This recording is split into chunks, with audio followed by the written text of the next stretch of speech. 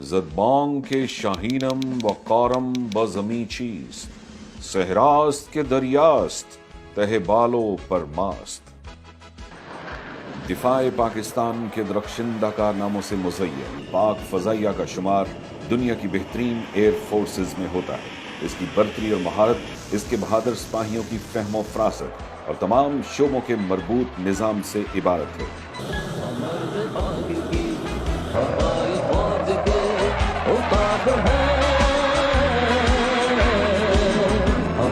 پاک کی ہوائی فوج کے عقاب ہے،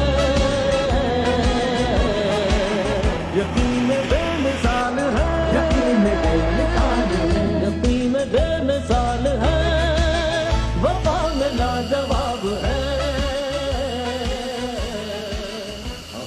پاک فضاؤں کی نگہبانی کی اہم ذمہ داری پاک فضائیہ کے ایک ذیلی ادارے ایئر ڈیفنس کو سونپی گئی ہے۔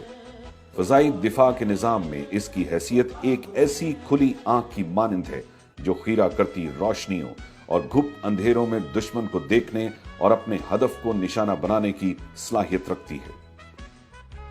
یہ فضائی نگہبان سال کے 12 مہینے گرمی سردی کے احساس سے بے نیاز، مادی سود و زیاں کی فکر سے آزاد پاک فضاؤں کے چپے چپے پر نگاہ رکھتے ہیں۔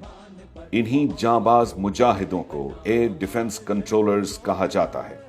ان کی تربیت کا آغاز پاک فضائیہ کی ایئر ڈیفنس برانچ میں شمولیت سے شروع ہوتا ہے۔ منتخب ہونے کے بعد ایک aviation cadet Pakistan air force academy Risalpur میں 3 سال کی تعلیمی، عسکری اور پیشہ ورانہ تربیت کے مراحل سے گزرتا ہے۔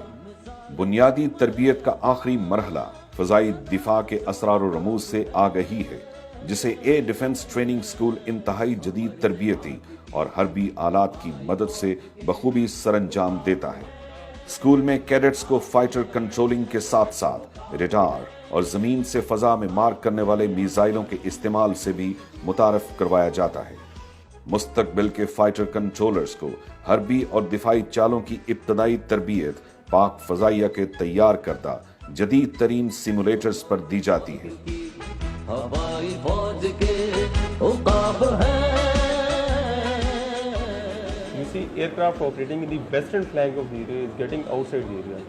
Had you initiated this turn 10 seconds earlier with a tighter bank, you would have been able to manage your area properly. School میں کیڈٹ کی کردار سازی اور قائدانہ صلاحیتوں کو پنپنے کا بھرپور موقع دیا جاتا ہے۔ یہاں سے فارغ التحصیل ہونے کے بعد ایوییشن کیڈٹ پائلٹ آفیسر کے عہدے پر کمیشن کر دیے جاتے ہیں۔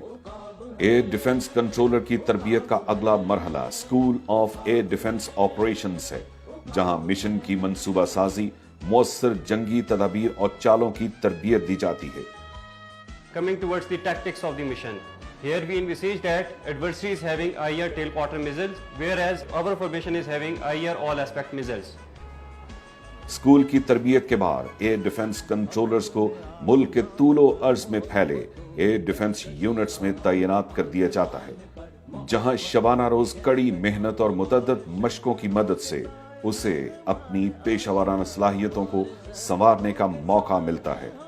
ایک کہنہ مشق فائٹر کنٹرولر کی اگلی منزل کامبیٹ کمانڈر اسکول ہے، جو دنیا بھر میں اپنی پیشہ ورانہ مہارت اور تربیت کے معیار کی وجہ سے جانا جاتا ہے۔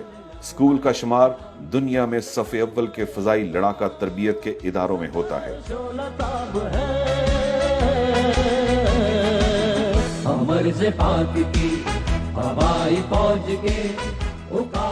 کامبیٹ کمانڈر اسکول میں پاک فضائیہ کے فائٹر پائلٹس اور فائٹر کنٹرولرز کو ایک ساتھ فضائی جنگی تدابیر اور مشن کی منصوبہ سازی کی اعلیٰ تربیت سے آراستہ کیا جاتا ہے۔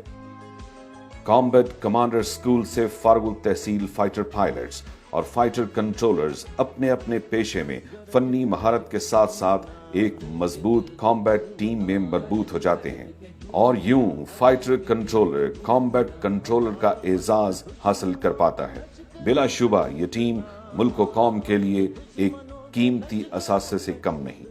پاک فضاؤں کا دفاع ایک انتہائی اہم اور مقدس فریضہ ہے، اور پاک فضائیہ کے لیے تو یہ بنیادی فرض کی اہمیت رکھتا ہے۔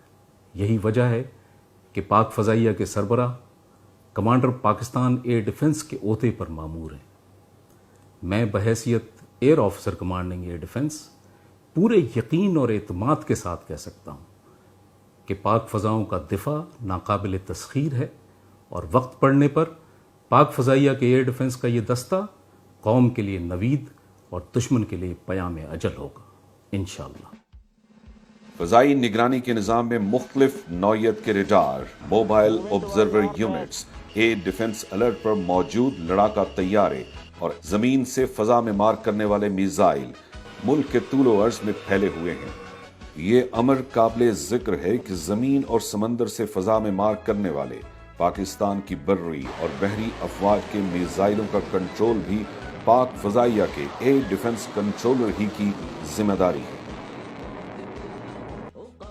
خیبر پختونخوا کے برف پوش پہاڑ ہوں یا پنجاب کے زرخیز میدان، سندھ کے تپتے صحرا ہوں یا بلوچستان کے سنگلاخ پہاڑ، مادر وطن کی ساحلی پٹی ہو یا بحیرہ عرب کے پانیوں کے ڈھانپنے والی فضا، ایک ایئر ڈیفنس کنٹرولر کی نگاہ 24 گھنٹے فضائی نگرانی کے اس نظام کو بروئے کار لاتے ہوئے فضائی حدود کی حفاظت کرتی ہے۔ اس کے ساتھ ساتھ دفاعی نگرانی پر معمول ایویکس طیارے دشمن کو اس کی اپنی حدود میں دور تک دیکھنے اور اس کے مذموم ارادوں کو خاک میں ملانے کے لیے ہمہ وقت تیار رہتے ہیں۔ کسی بھی فضائی دفاع کے نظام کو مؤثر بنانے کے لیے کمانڈ اینڈ کنٹرول سسٹم کی ضرورت ہوتی ہے۔ پاک فضائیہ نے جہاں خود انحصاری مہم کے تحت JF-17 تھنڈر جیسے جدید لڑاکا طیارے کے وجود کو ممکن بنایا، وہیں air defence command and control system بھی ملکی سطح پر تیار کر کے حربی خود انحصاری کو دوام بخشا۔ اس کمانڈ اینڈ کنٹرول سسٹم کے ذریعے سینکڑوں میل دور سے ریڈاروں اور میزائلوں کا کنٹرول مرکزی طور پر کیا جاتا ہے۔